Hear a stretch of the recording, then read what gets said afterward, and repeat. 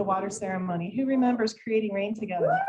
Okay, so you're going to know what we're doing, and everybody else you're going to know, because when I look at your direction and I do something with my hands, I want you to do that same thing. And I don't want you to stop doing that thing till I look at you again and do something else with my hands, which I then want you to do with your hands. Does that make sense? Okay, here we go. We're going to do this together. Folks at home, please feel free to join in. Here we go.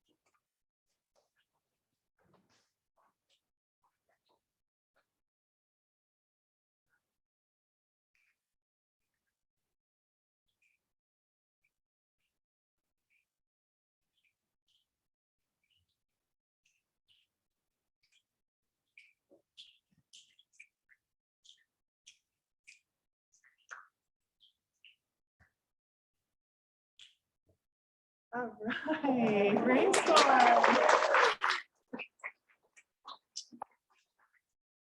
Good work, good work. Welcome to worship today.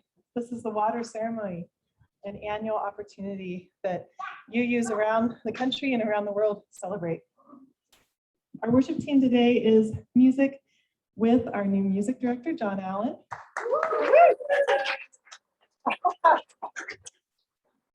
And with Rick and Novus, wonderful. Always there, always good, always amazing. And Tara Briggs, who plays a beautiful flute. I can't wait to hear it. We've got Reverend Laura with us. We've got Elena Hendricks doing the board greeting. We've got online Reverend John Cooper and Sutton Morgan and Maureen Davies, and they're making sure that the folks at home also have a ritual for today. Let's give them a round of applause too. Yay, you guys. I'm going to extend a especially warm welcome to those of you who are visitors, and I did see that we have some visitors today. It's so great that you found us. And if you want to continue to be connected, hopefully you guys all saw the QR code as you came in. That's a way to connect into all kinds of resources, including connecting with the community at large, pastoral care, all kinds of things that are on that QR code with your phone. And at home, Maureen is going to drop in the links to all those things as well. And let's see here. So some of us are here, a lot of us are here, which is awesome. And some of us are on Zoom. And so even though we are separate, we are connected. The services are intergenerational, and we have a religious education program that's getting started now. And could our new Director of Religious Exploration, Rob Carlson, stand up, please?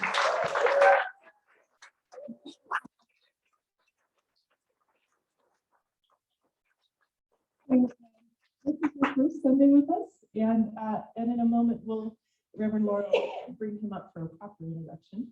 There's a lot happening here at South Valley. I just want to also say Grace Burns has kept us going through the summer and is going to continue to work with Rob. Where are you, Grace? Yeah. Yes. And so be sure you get the Happenings weekly email newsletter. Thank you, Lori Quigley, for doing that. Where's Lori? Right there. Yeah. Next week, we will be at South Valley in our backyard, as well as on Zoom. And then we're beginning to collect proof of vaccination for our return to indoor worship when it's cold and we must be indoors. But isn't it lovely to be outside for now? It's kind of lovely. So yeah. So anyway, I was gonna bring my card and I forgot, but Lori and Phil can check out your vaccination card and put it in the database and have it all there. Let us light the chalice. If you will stand in mind, body, or spirit, as we say the chalice lighting words, and the words are in the what you downloaded, and/or they're in the chat box for those at home. We light this chalice for the warmth of love, for the light of truth, and for the energy of action. Yes. And the wind is making it hard here, but we'll do our best. And now we're going to have our opening hymn, Hum.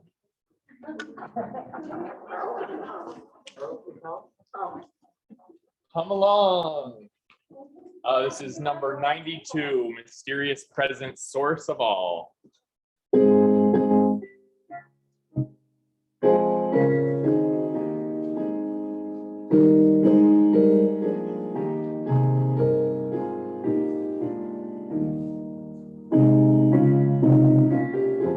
We're going to do 3 verses.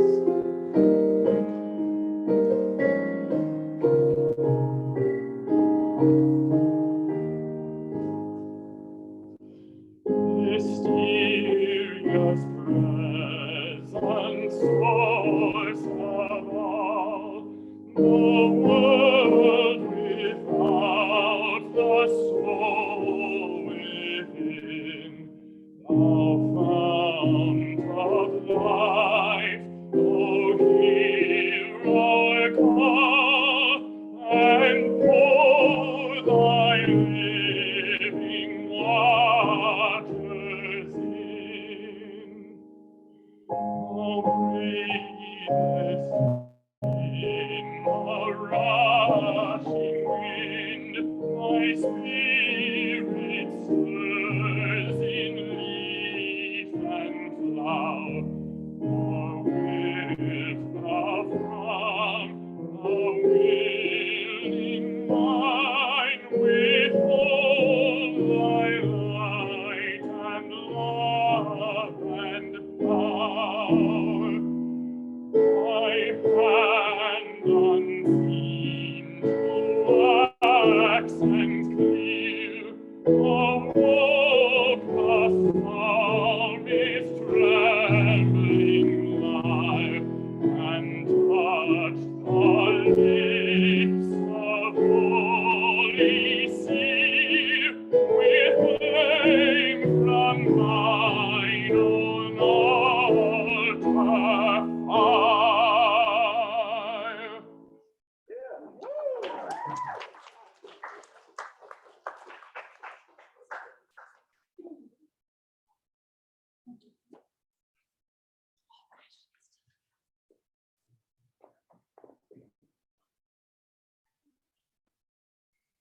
Good morning. I'm Elena Hendricks, and I am a member of the Board of Trustees here at South Valley Unitarian Universalist Society. My pronouns are she and her. And it's really nice to hear you guys say good morning back. Come, whoever you are. You are welcome here. No matter your age, your size, the color of your eyes, your hair, your skin, you are welcome here. No matter your gender, whom you love, how you speak, or whatever your abilities, you are welcome here. You are welcome here, whether you come with laughter in your heart or tears in your eyes, you are welcome here. No matter what you have experienced in the past, no matter what awaits you in the future, you are welcome here. Whether you believe in God all of the time, some of the time, or none of the time, you are welcome here. This is a community of open minds, loving hearts, and willing hands. You are welcome here at South Valley Unitarian Universalist Society.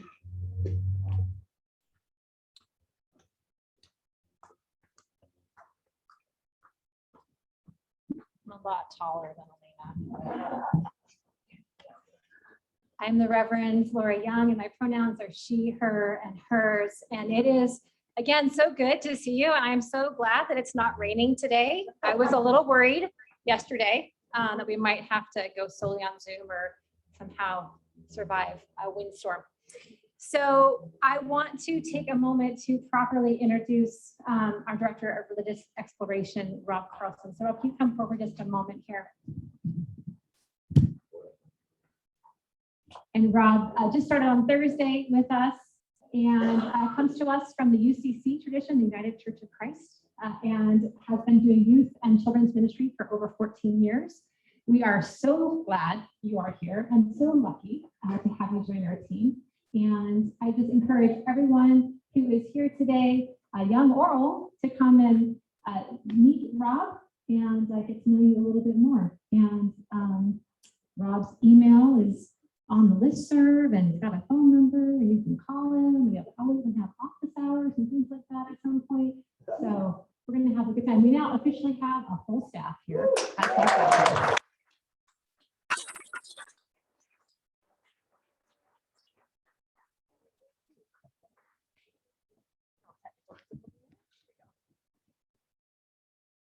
It certainly takes a village.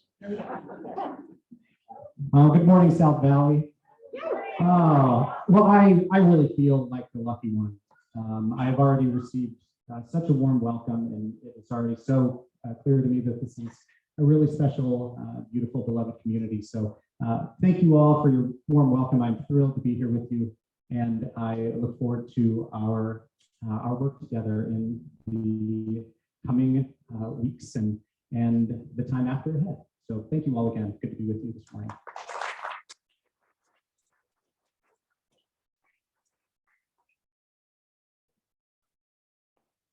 At this time, I would like to just invite our whole congregation, both those at home as well as those gathered here at Murray Park, to just hold a moment of silence. We'll hold 1 full minute of silence in honor of those who lost their lives both on the day of September 11th, 2001, as well as in the years that passed after that, the first responders who lost their lives due to the toxins that they braved and were exposed to during the rescue and recovery efforts at the World Trade Centers. So please join me for a moment just in silence.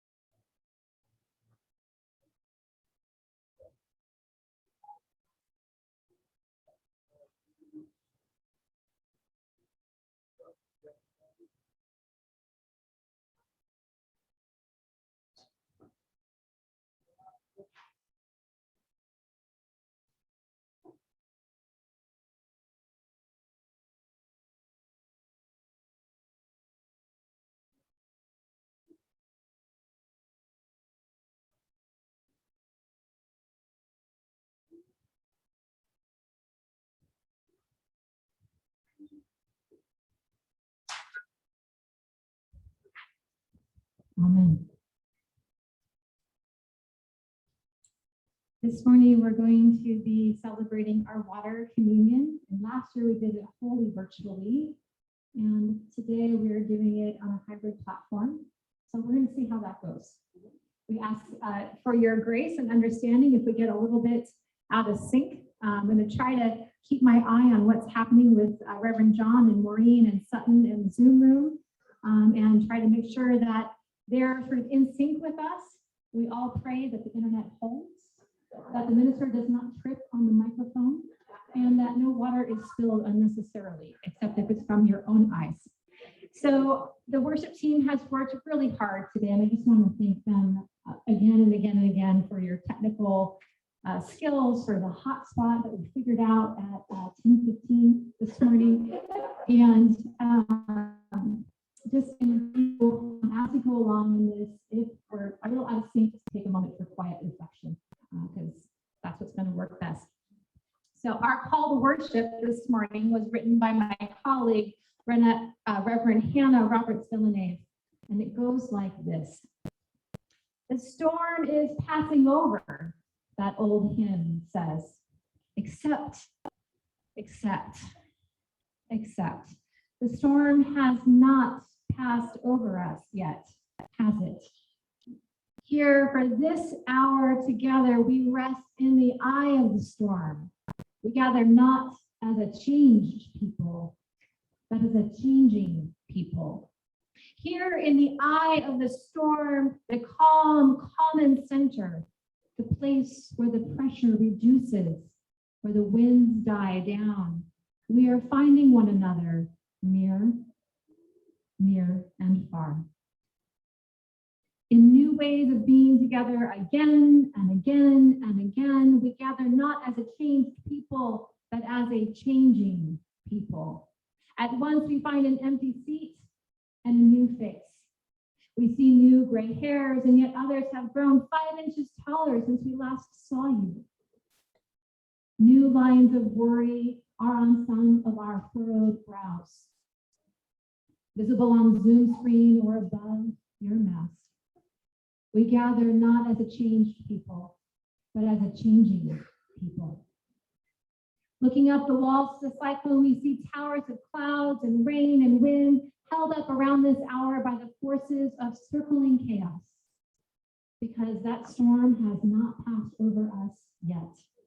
And so we gather not as changed people, but as a changing people. Here in the eye, the winds die down. Perhaps we may glimpse the sun, comforted even as we know that this pause is temporary. We take a moment, a breath together, to join together again. We gather not as a changed people, but as a changing people, changing, breathing, being, knowing that this is but a moment, grateful beyond measure for this moment. Let us worship together.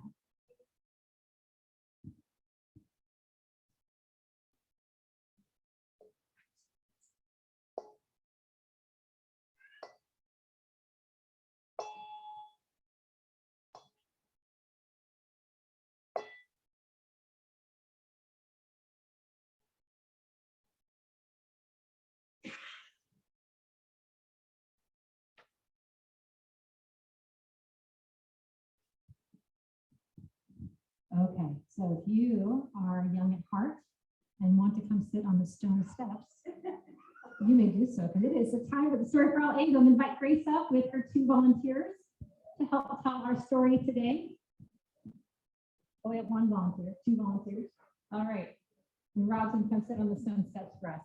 Okay. All right, so this story is called The 2 Brothers. And so Grace is going to be our spring keeper. Who is going to be light? And who is going to be death? Okay, you'll be death and you'll be light. All right, easy choice. All right, so nothing to do here, just, wiggle around and, act important when your part comes. Okay. I'm not sure this is how it happened, but I'm pretty sure that it is true.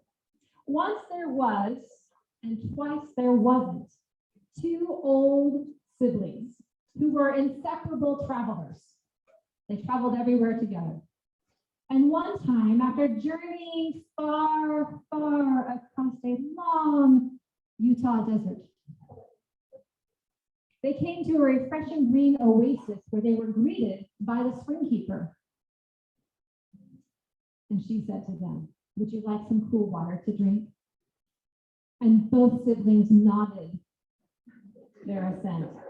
Dipping her gourd into the pool, the spring keeper added, as she passed the water to them in an imaginary way,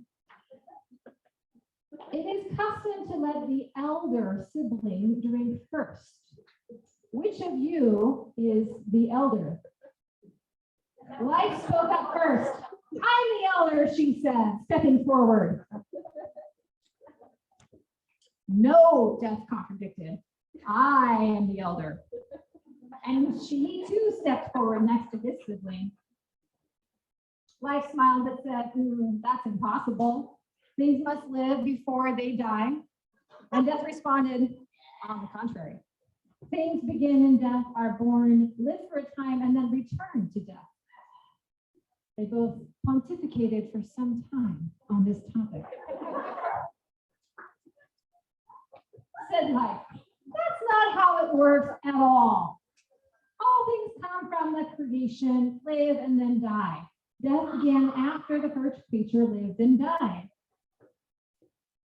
Death said, with a spark in his eyes, "Death is before and after of all of life. Things arise from it and return to it. Therefore, death is the elder." The two debated like this next to the spring for a summer, winter, a fall, a spring, summer, winter, and fall. They had a lot to say about this topic. And finally, it occurred to them that they should ask the spring keeper for the answer, because they were actually getting quite thirsty at this point. "My dear ones," she said, "what you have each told me is true." And she looked at the two siblings. "How can one speak of death without life? Death is like a desert until rain falls, and then all living things sprout miraculously from the rocks and sand." And she smiled. "And how can one speak of life without death, to which all things are certain to return?" And the spring keeper paused, swooped. "Neither can exist without the other, and creation wears both of these masks. Neither of you is elder or younger." And so the spring keeper held out a single cup of water. "Drink now together and go in peace." And the two travelers took the gourd, drank their fill, and headed off in the comfort of each other's company.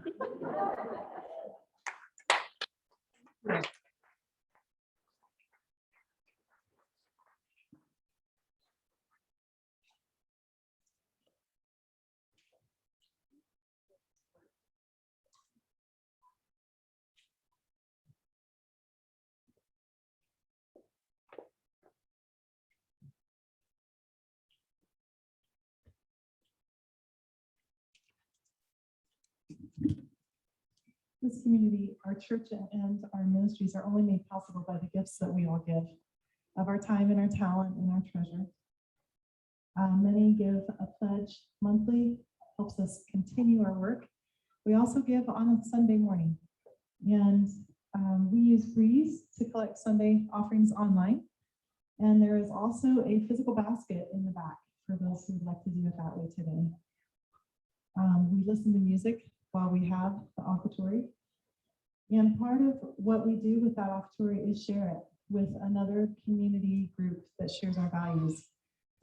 For this month and next, it's the Utah Refugee Connection.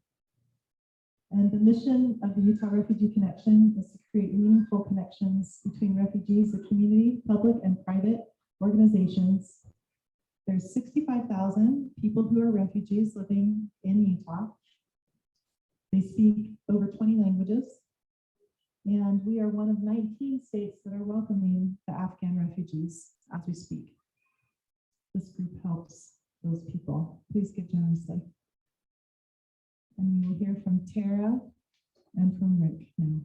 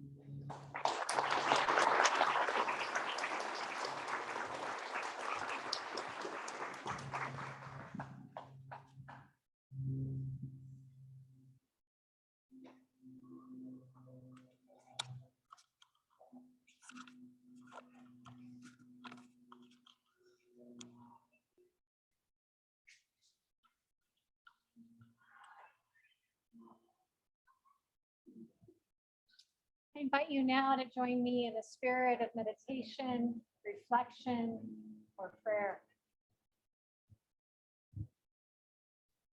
Spirit of life, we give thanks for the rain that washed our mountains and our air clean yesterday and overnight.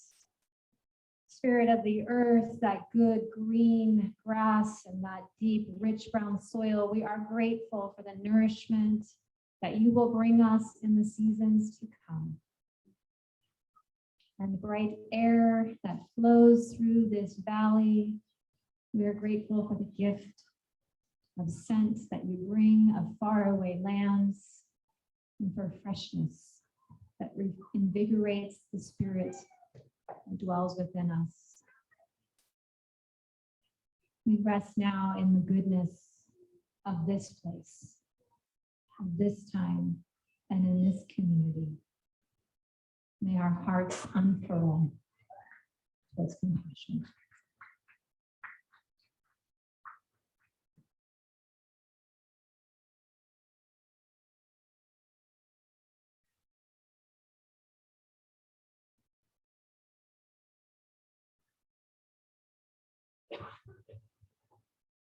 Amen.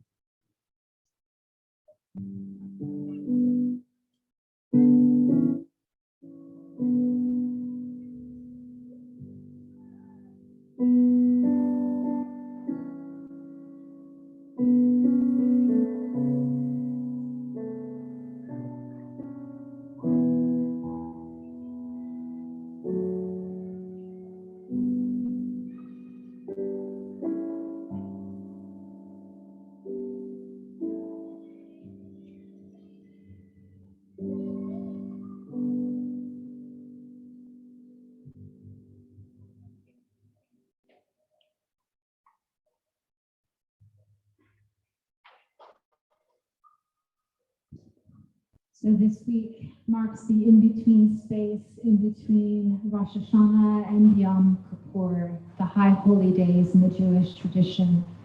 And it is traditional on the morning of Yom Kippur, which is starting on the 15th of September, so a couple of days from now, to read from the Torah in the book of Deuteronomy, chapter 29, 9 through 14, and 31 through 20. I'm going to summarize it here for you because I think it has something special to offer to us as modern day Unitarian Universalists. In that selection from Deuteronomy, Moses addresses the assembled people, reminding them that each of them is a member of the covenant between God and people. And God's instructions that he gives in this passage in the Torah are neither too difficult to learn nor too cumbersome to follow. Regardless of profession and roles in the community, the Torah belongs to all of us, the book reads. And finally, at the end of the passage, the people are exhorted to choose life, to love God of their understanding, to walk in God's ways, and to keep God's commandments, and by doing so, to open their hearts to God and to one another. And this is, I think, one of the major themes of the Hebrew Bible. We are not alone. We are connected to one another in human community. The ancient Israelites, of course, traveled the desert for 40 years in search of the promised land, and Yahweh goes with them the entire time. And when the kingdom of Israel is toppled by the Babylonians and the people are expelled, Yahweh goes with them because Yahweh is in covenant with his people. Yahweh is in covenant with people, and a covenant that claims that the people of Israel in that story are for God's own and promises to them that no matter what, they are not alone. For the Israelite God is a God that enters into covenants and therefore enters into suffering with the people that he has chosen. Covenant is a promise to partner with, to walk alongside, to journey together, no matter what. And it's a commitment that must be worked on over the course of the lifetime until it comes to fulfillment. And the Hebrew Bible is full of stories of how the people in those books sought to do that with and for one another. And our commitment here in 2021 as Unitarian Universalists to covenant is similar. It is grounded specifically in that Jewish understanding that we are not alone, that we truly are better together than we are apart. We too are a covenantal community called to walk with one another in times of joy and sorrow and in between. And covenant is a dynamic relationship. It's not black and white. It's not based on conditions. It's based on the connection between my heart and your heart, in your heart and their heart, over and over again, across time and place, throughout the history that has already passed here at South Valley and going forward in the history that is yet to come. Key to that is developing our commitment to compassion. Developing our commitment to compassion has many pieces, and we've spoken about that many times in this community. One of those ingredients for building compassion is a willingness to name our suffering and to practice witnessing to others as they do the same. When we name our suffering, we witness for others, we begin to build the connectivity between ourselves and one another, deepening our love. We are called to enter into relationship with one another. We are called to let that work do its work within us as we walk in a community together. In the Christian tradition, that is where the meaning of loving your neighbor as yourselves also has its root. So you see, we're held in these twin sources. We have 6 sources, but today we're talking about the Jewish source and the Christian source, and we'll also talk about the other sources another week. So in the Christian tradition, loving our neighbor as ourselves also requires that we name our own suffering and let other people in. So we can only grow if we're vulnerable. Sometimes people think that vulnerability is a sign of weakness, but in fact, vulnerability is that moment when you admit that you don't have it all together, that you're having an anxiety attack about the hot spot, or like about half an hour ago, and then it all worked out. So we have to build our skillfulness of holding that suffering. And so today we do the water ceremony. That's part of what we're doing year after year after year. We're naming our joys, we're naming our sorrows, we're walking together, and we're participating in a covenantal relationship of our own choosing. And so perhaps that's what the ancient Israelites and those early Christians can have to offer us today in 2021. That we are invited to continue walking with one another, to continue finding wholeness where it arises, and cultivating and encouraging and inviting out with one another. And we celebrate that the children are also back there, enjoying being whole and outside and free with their friends. And so I invite you now, for getting ready to do our water ceremony, to take it one more moment of silence to prepare your hearts for this beloved ritual of our community. Amen.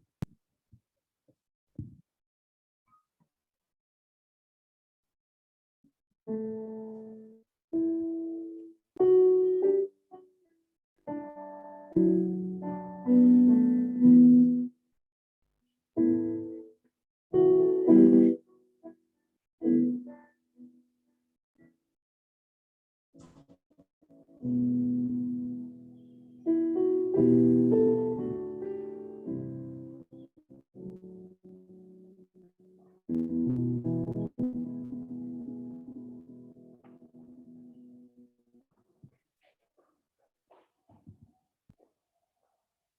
invite you now, if you haven't thought, to send your love to the virtual people in our virtual community. I invite you to send your love out to the gathered people here at Murray Park. Today, we are going to co-create a ritual of blessing and releasing our joy and our sorrow for all that has been a part of our lives, personally and collectively as a human community this past year. We name sorrow, deep and abiding sorrow for all the lives that have been lost to COVID, the political and religious traumas inflicted upon our siblings of faith, the climate disruptions and the tragedies that are uprooting communities across this nation and across the world. These are but a few of the collective griefs that we hold and we name in this space together. We also name the racial injustice, especially we name the grief of the Indigenous children's bodies who have been found throughout this last year in boarding school graves, separate from their families, and only now beginning to be restored to their native lands. We stand here knowing that there is work to be done. We also name the daily microaggressions that our siblings of Black and brown skin color have to endure. The ways in which those microaggressions cut down people's dignity and worth and ask them to hold up a half of the sky that is not theirs to hold up. There has been also much for us to hold in our personal lives. Siblings sick with COVID, friends and family maybe who have passed away this year, who we haven't been able to be with during COVID. We name all of those things and we hold it. We hold it. We also claim and name that not all is undone in the world. We are not going to hell in a handbasket, not yet, not today, not next week, or never, because there is no hell. Instead, we decide as Unitarian Universalists that we will stand on a ground and find joy. We will find joy, we will find opportunity, we will find connection, and we will let there be surprise. Because the passionate, reflective, open-hearted practice of joy is a resilient response to the temptation to cynicism. Babies continue to be born, people are continuing to fall in love and get married, folks are pursuing new careers and building satisfying lives for themselves and one another. And we collectively celebrate also as a community the scientific breakthrough that delivered a vaccine that saves lives within 12 or 15 months of a brand new virus coming on the scene. That is a tremendous amount of collaboration. Truly, when things get really rough, it brings out the best in us in so many ways. We celebrate the determination of our denomination to move towards spiritual wholeness. And there have been moments to celebrate and rejoice and be together all along this journey of COVID. Celebration for Zoom that holds on Sunday mornings, and for an opportunity to be together on a beautiful day like this. And many wisdom traditions teach that joy and sorrow are companions in life, and in many circumstances, joy and sorrow can feel very intertwined with one another. And sometimes I know that joy and sorrow are like those two companions in our story for all ages, life and death, inseparable siblings, traveling together, holding each of our hands as we journey through life. Each of them offering an opportunity to become more fully present and more fully human. And this morning, those gathered here in Murray Park and those of you at home may also have some water. You have brought water to share and you've added it to our bowl here on our table. Water is life. And by joining the waters, we invoke the interconnectedness of our community to the earth and to one another. The water you brought may have been from your kitchen tap, or maybe you collected it over the summer on travel, wherever you got it from, wherever it came from. Thank you for bringing it as a symbol of your faith and your commitment to this community. The water collected in that first bowl today will be sanitized and held and saved throughout this next year to use for child dedications and other ceremonies. I have in mind a very fun ritual for first back in our building. I will need some children for that. I'll tell you about that later. And the water that we're pouring onto your hands later is the water from last year's service, also sanitized again a couple days ago, just to be on the safe side. And that water that we pour out today will be returned to the tree underneath South Valley, and then it will complete its cycle with us. So we'll have the new water that will go in the water, the old water will go into the tree, and then we'll kind of keep doing that here as our custom here. So let us now bless the water that is on the altar together. I'm going to stay up here so the Zoom people can see me, but you can imagine that I'm over there blessing that water. So I'm going to say something, and then you're going to say back, the water is sacred. And this blessing was written by Reverend Wanma Kamani. This water is sacred. It is sacred by the many hands that have poured it with intention and love.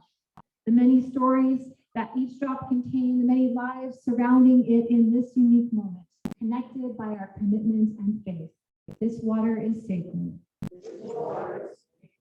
May it continue to flow through this community with shining reflections of the unique gifts that flow through each of our members.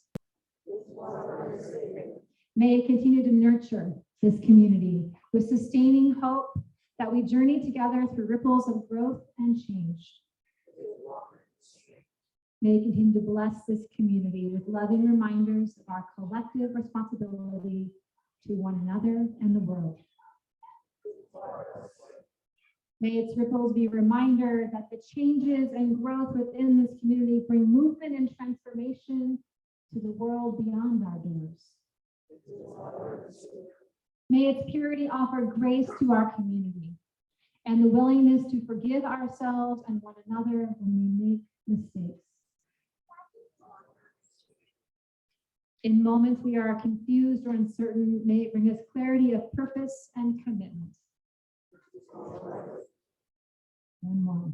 In the moments when the reservoirs of hearts and spirits are drained by sorrow and pain, may it nourish them with the knowledge that we are surrounded by a deep and abundant love.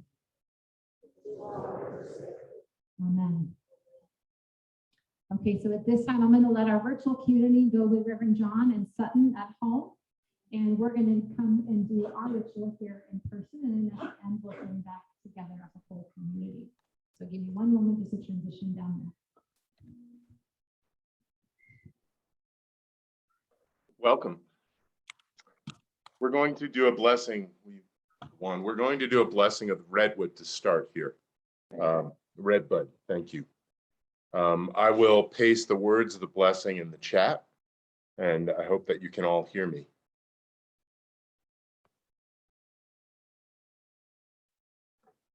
Spirit, source of all creation itself, we ask you to bless these wands of redbud, born of the same soil, the same sun, the same water that raised the same tree. Wands cut from a branch that was harvested to keep the whole tree healthy, to make room for the new, as we must at times make sacrifices to keep our community healthy and whole. Sacrifices like remaining distant and virtual when we long so deeply to hold one another and be together, because it is safer for ourselves or for our community.